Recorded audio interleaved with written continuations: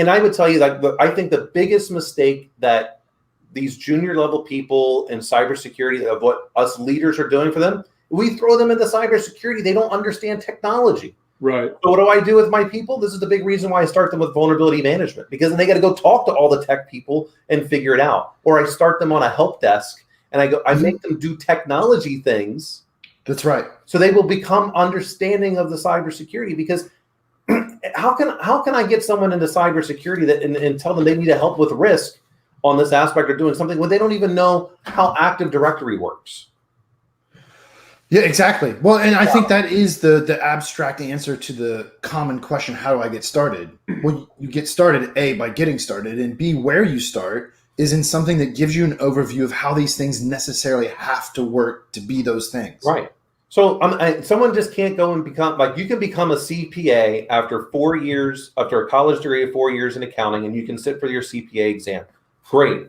Does that mean they're going to be the CFO tomorrow? No, because you passed the standardized test, which is great. But now you need real world experience to understand how to bring all of this together. Well, it's the same thing with cybersecurity. Great. You passed your CISSP exam or your or CISM or whatever. Now you need to go have some real world experience. And part of that is work regular technology. And if I was going to start someone with something, hey, let's start with Amazon. Let's start with Azure, because that is where companies are moving towards. Yeah.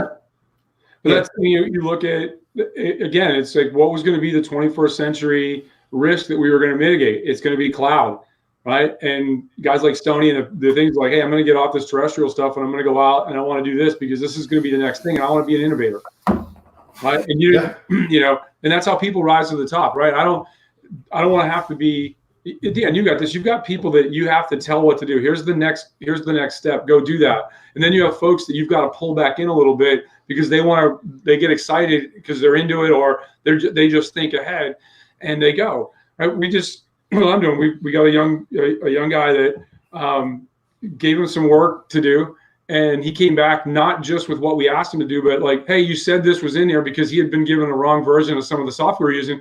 He went in and created the tool. Hell yeah. That we didn't provide him because we gave him the wrong version of the software, or he downloaded the wrong version because we weren't clear. It was on us. And he went and basically said, okay, I'm not going to come back and blame the software. I'm going to go build the tool.